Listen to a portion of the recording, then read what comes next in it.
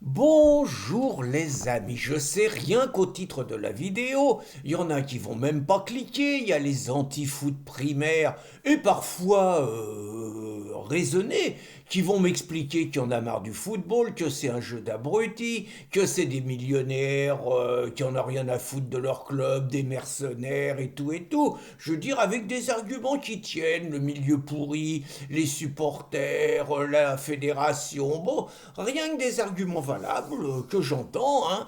Et pourtant, bah, je vous assure que ça fait 2 soirs de suite que je vais dans des écoutes collectives. J'adore ces lieux. C'est nouveau dans mon petit bled. Là, auparavant, il n'y avait pas ça. Et depuis un an, il y a 2 mecs qui se sont installés. Et les mecs, le soir du match de football, eh ben, ils donnent la possibilité aux gens qui, comme moi, n'ont pas la télé ou qui ont envie de profiter ensemble des charmes d'une soirée collective, bah, de se retrouver. Et donc, mardi soir, je regardais Barcelone-Inter, un match palpitant, exceptionnel. Moi, j'étais pour les Espagnols parce que Barcelone, et puis le petit mec, là, Yamin Lamal, un génie, le môme, 18 ans à peine, il a tout, quoi, ça.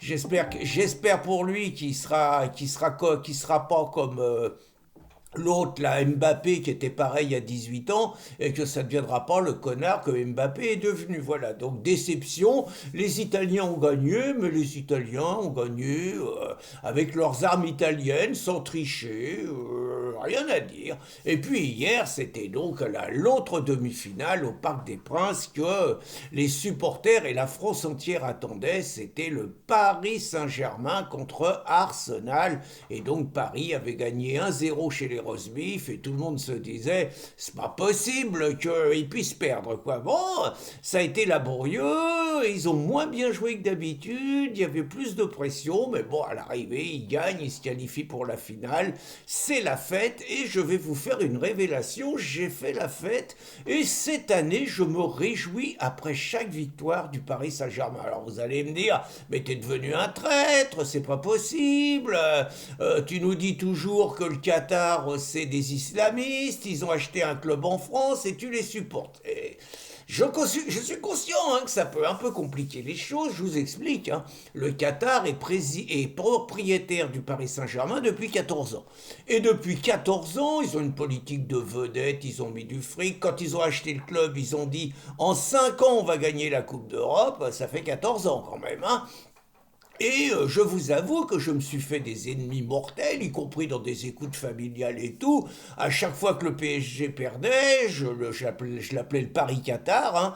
À chaque fois que le PSG perdait, je me réjouissais, je disais que c'était bien, que j'avais pas envie qu'un club comme ça, qu'une équipe pareille soit championne d'Europe un jour. Alors vous allez me dire, mais pourquoi cette volte-face?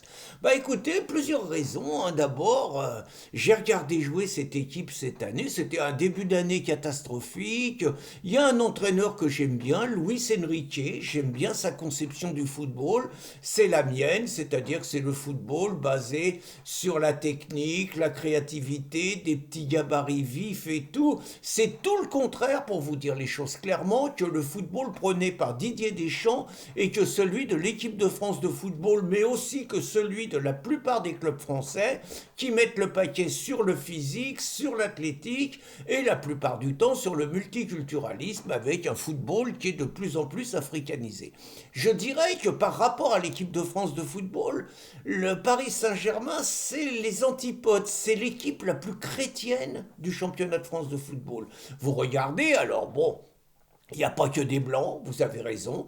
Il y a très peu de Français, vous avez raison. Hein, là, moi, je suis pour qu'il y ait 6 joueurs de l'équipe du pays qui soient dans le club. Ça me paraît très normal. Le Platini l'avait proposé, mais c'est contraire au mondialisme, à la libre circulation.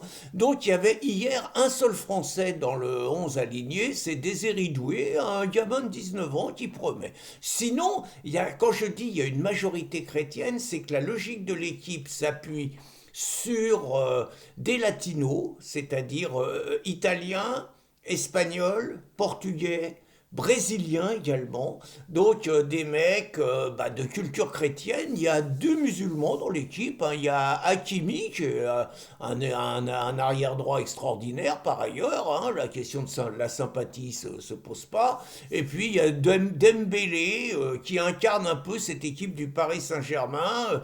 Le mec jusqu'à maintenant, tout le monde se foutait de sa gueule, que ce soit au club ou en équipe de France, parce qu'il ratait les buts les plus immanquables, il faisait des actions exceptionnelles et il n'était jamais présent dans la dernière passe, dans le dernier geste. Et puis d'un seul coup, en 2025, il s'est mis à marquer but sur but, ce qui a été aussi la transformation de l'équipe. Alors, ce qui est surtout vraiment beau, c'est l'équipe. Hier soir, c'était pas le cas, mais sinon, c'est l'équipe qui, moi, m'a fait revivre les moments de football que j'adore, quoi. Les mecs techniques, ça relance de derrière, les gars sûrs, rarement un dégagement n'importe où, ce que leur entraîneur appelle jouer au football, quoi. Voilà, c'est tout. Et très franchement, c'est une équipe qui m'a donné, depuis que je les regarde cette année, un bonheur incroyable, un plaisir des yeux. Je me suis extasié plusieurs fois à voir les actions de ces joueurs-là. Alors, je suis conscient que le football, il y a le football, il y a le jeu, il y a la situation politique. Je suis conscient que si le Paris Saint-Germain gagne la Coupe d'Europe, il va y avoir évidemment le côté, ça va retomber sur les avantages du Qatar. Donc, on va avoir encore plus de mal à dire que le Qatar finance le terrorisme, que c'est des islamistes, que c'est des mecs qui ont un double discours, qui arrosent nos banlieues, qui poussent les jeunes à la sécession, tout ça. Je veux dire, j'en suis complètement conscient.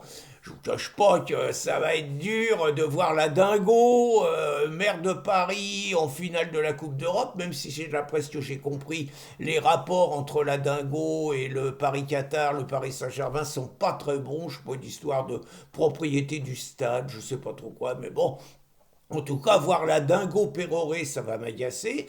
Il va y avoir, évidemment, une grande fête sur les Champs-Élysées. Et ce que les médias ne disent pas, c'est que on peut plus faire une fête tranquillement en France aujourd'hui, une fête spontanée, de bonheur et tout, sans que vous ayez des racailles qui viennent foutre le bordel. Vous avez encore vu hier, hein, les médias en parlent très peu, mais je vous mets une vidéo excellente.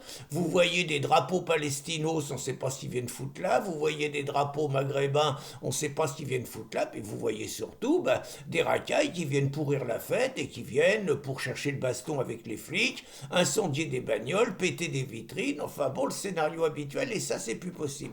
Donc vous allez avoir, c'est certain, une récupération par les islamos et par la banlieue de la victoire du Paris Saint-Germain, de la victoire du Qatar. Tout ça c'est vrai. Il y a 3 semaines pour me dire, bon, qu'est-ce que je préfère, que ça soit les Ripalous qui gagnent ou que ça soit le PSG. Mais en attendant, je vous demande les circonstances atténuantes, parce que vous allez me qualifier de traître, vous allez dire que vous allez vous désabonner et tout. Je vous assure qu'au niveau plaisir des yeux, régal de voir un beau football, des mecs techniques qui font circuler la balle, qui ont une intelligence de jeu. Très franchement, cette année, à part Barcelone qui est éliminé, je n'ai pas vu mieux que le Paris Saint-Germain du Qatar. Et croyez-moi, il m'en coûte de vous avouer ça. Bonne journée les amis.